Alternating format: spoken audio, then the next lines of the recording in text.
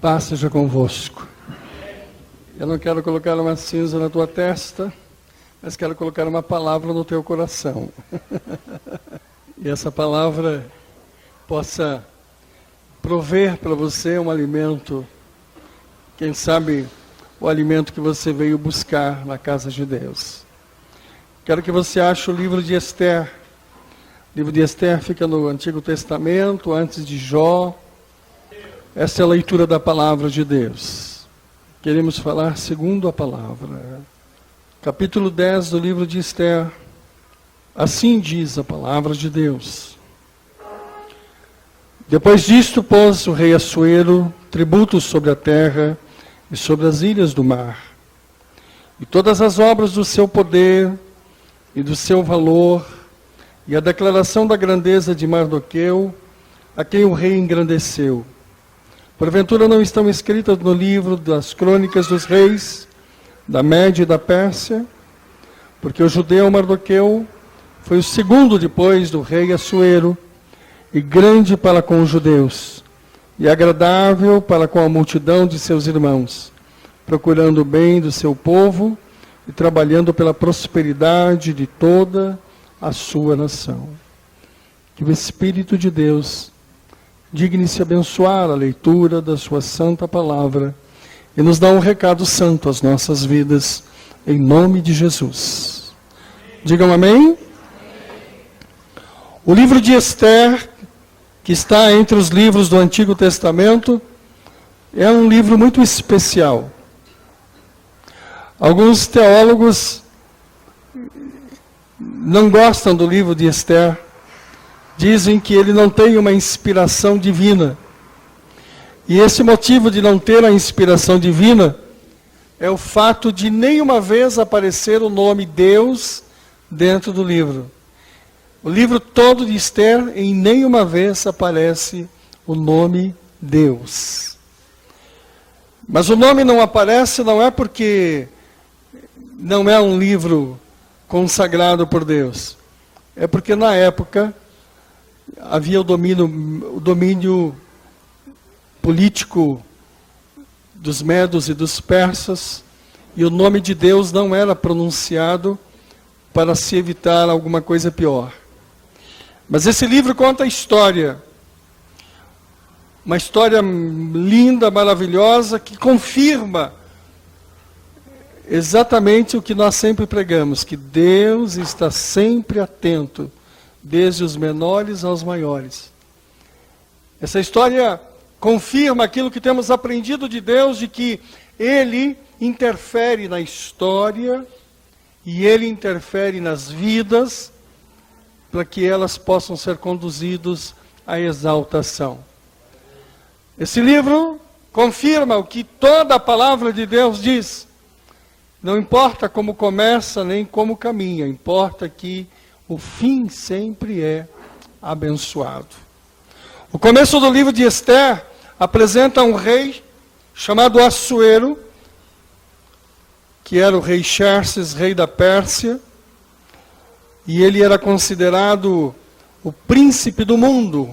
Naquela época, os persas dominavam o mundo. E o livro de Esther termina com Mordecai, um homem simples, humilde, judeu, que é exaltado, sendo, naquela época, o maior entre os filhos de Israel. A história, então, começa com uma exaltação de homem e termina com uma exaltação de um servo de Deus. O capítulo 1 inicia no meio de uma festa. E essa festa não está só dentro do cânon, dentro da história bíblica, mas essa festa está incluída na história universal. No ano 480 a.C., os persas e medos haviam ganho uma batalha importantíssima dos gregos. E dominavam todo o mundo praticamente, porque dominando-se os gregos, dominava-se o mundo. E essa festa que começa no livro de Esther, foi uma festa realizada durante 180 dias. Durante 180 dias, eles festejaram e se deram a todo tipo de de bebedeiras e de devassidões e de toda espécie de alegria carnal, muito parecida com essa que nós vivemos nesses dias. 180 dias, onde o rei determinou que todos os príncipes e convidados dessem vazão à carne e traziam todas as mulheres formosas e lindas e enchiam o povo de bebida, e ali então eles estavam totalmente entregues à alegria e aos prazeres da carne.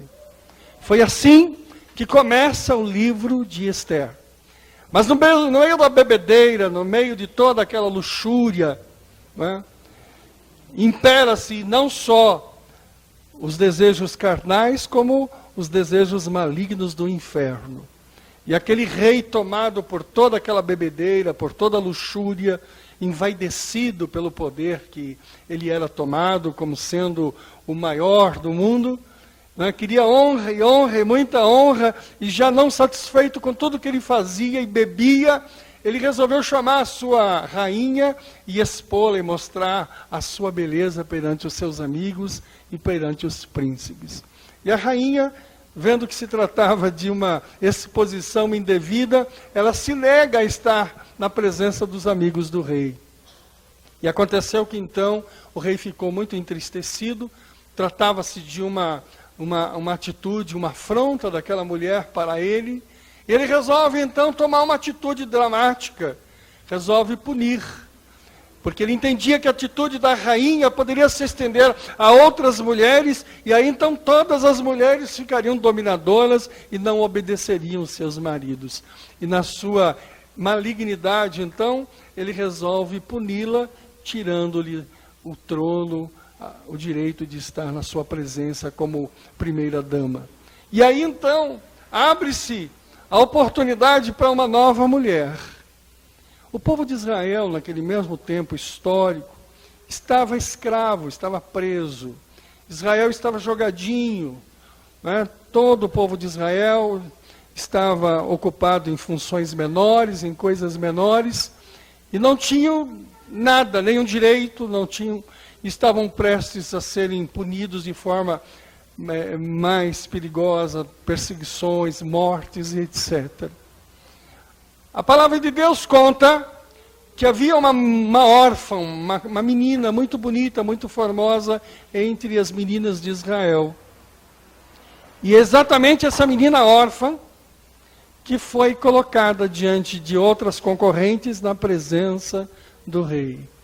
E essa menina, Esther, foi colocada diante do rei, e a sua formosura lhe agradou. A sua formosura impressionou ao rei.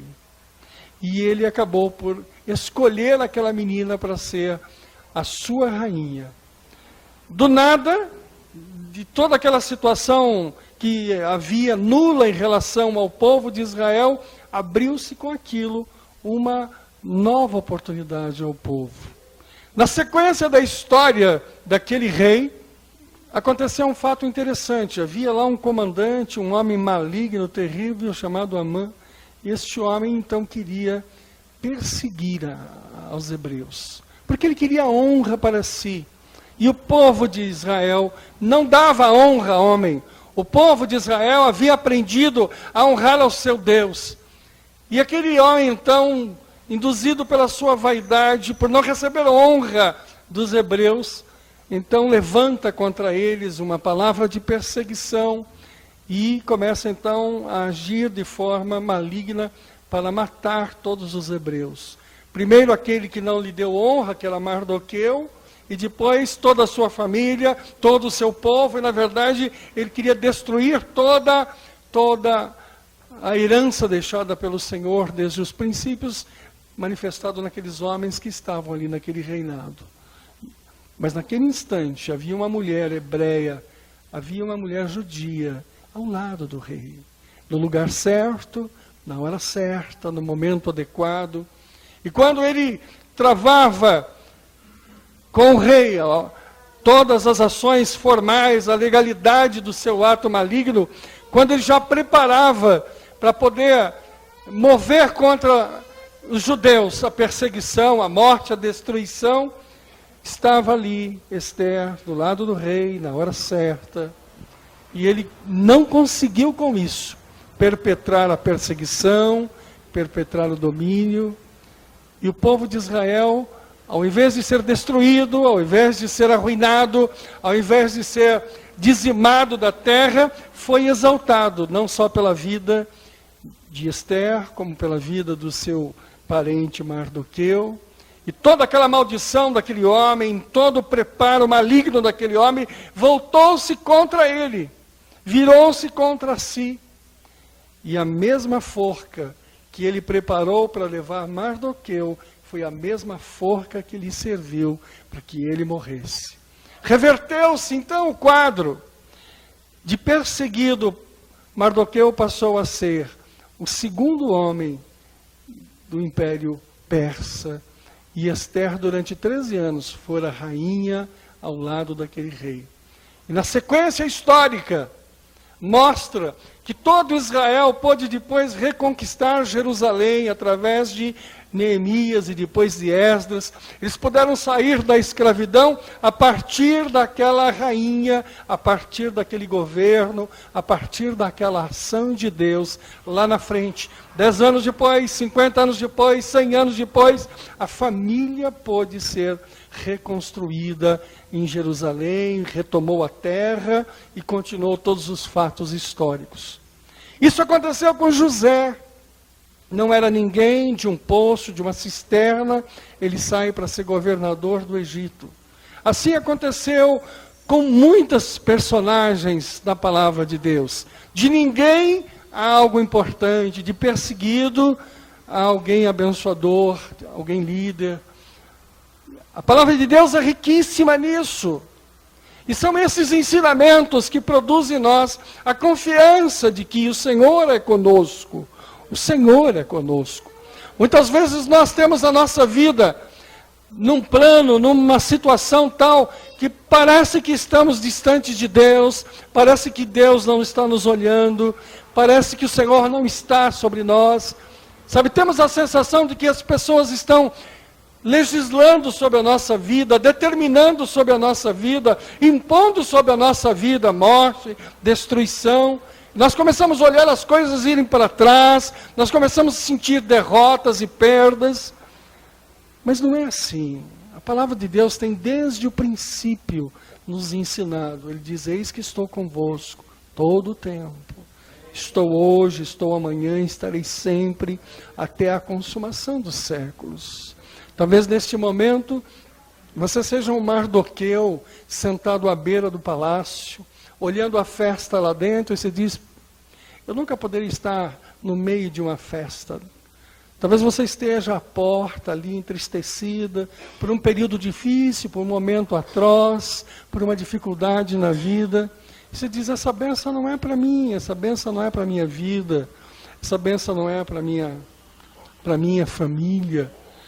Talvez você tenha achado no teu coração que você foi feito para sofrer, você foi feito para amargurar sofrimentos, para somar sofrimentos e lutas e dificuldades e perdas. Você está aqui nessa vida para isso, você foi predestinado para isso, você foi conduzido para isso. Talvez você tenha tido momentos de aflições, onde você está cansado e abatido. Israel estava num período de 70 anos escravos. Muitas daquelas pessoas nasceram e morreram naquele período. Outras pessoas viveram um período de fartura e de bênção, e agora vivem o tempo de escravidão. Quem sabe você tenha sido daqueles que já viveu um tempo de fartura, já viveu um tempo de liberdade, já viveu um tempo de bênção, e esse agora é um período de escravidão, de luta, de domínio sobre você. Você está cansado disso, está esgotado disso, estressado dessas coisas, desanimado, porque você já conheceu um tempo melhor, você já conheceu um momento mais apropriado para a tua vida e vive agora esse tempo. A palavra de Deus, na história que contamos agora do livro de Esther, é para você uma confirmação da palavra. A bênção sobre a tua vida, a bênção sobre a tua história. A tua história não está toda contada, o livro da tua vida ainda não terminou. É apenas uma página, é um período da tua vida. Sabe, existem situações contrárias, existem Amãs que estão aí legalizando contra você perseguições, destruição. Quando aquele homem se levantou contra Mardoqueu, ele não estava só contra Mardoqueu, ele estava atrás disso tentando derrubar a rainha, estava atrás disso tentando derrubar os judeus, e atrás disso todo um questionamento de perseguição que havia sobre o povo judeu. Tem pessoas que estão te perseguindo, não é somente a você, mas é uma perseguição que vem à sua família, à sua casta, vem a muitas coisas que estão atrás de você. O fato de nós não darmos honra a Satanás, o fato de nós não nos dobrarmos. Né? Essa semana, uma escola de samba lá do Rio de Janeiro dedicou toda uma dos seus sambas a fazer uma saudação a Iemanjá. E toda a palavra, e todo o conteúdo daquele samba era exatamente uma saudação a Iemanjá. E não eram só 4.000 pessoas, mas eram 30, 40, 50 mil pessoas. O mundo recebendo pela televisão, a internet levando para o mundo inteiro uma saudação para Iemanjá. Honra para aquela entidade.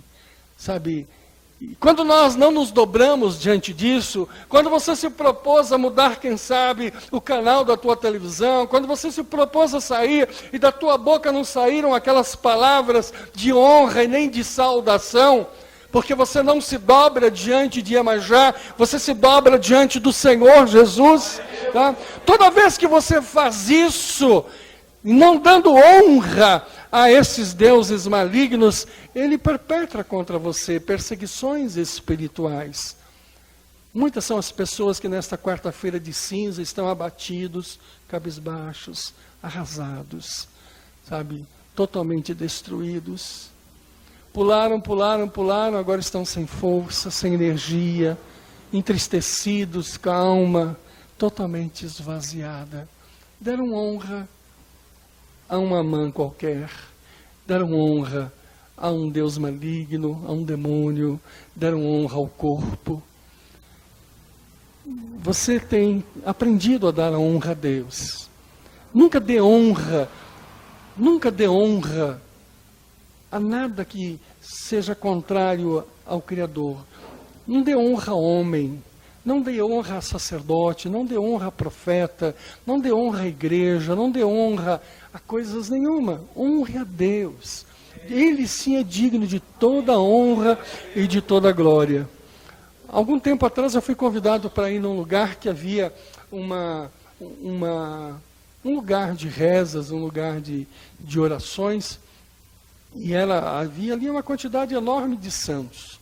E a pessoa me recebeu, era um apartamento bonito, me levou para um quarto, naquele quarto tinha um cantoar, um lugar assim, cheio de luzes, e ele, quando chegou, abriu a porta, fez todo um cerimonial de entrada naquele quarto, e eu fui mal criado e entrei sem fazer nenhum ritual. A pessoa ficou irritada, e ela diz, você pode orar aqui nesse altar? Eu disse, não, eu posso aqui neste altar levantar um clamor a Deus. Só tem um problema. Existe algum inconveniente que o altar se quebre? Ele disse, mas por que? Você vai quebrar o meu altar? Eu disse, eu não vou quebrar o teu altar, mas ele vai se quebrar. Porque esse altar é um altar de satânico, maligno, dentro da tua casa.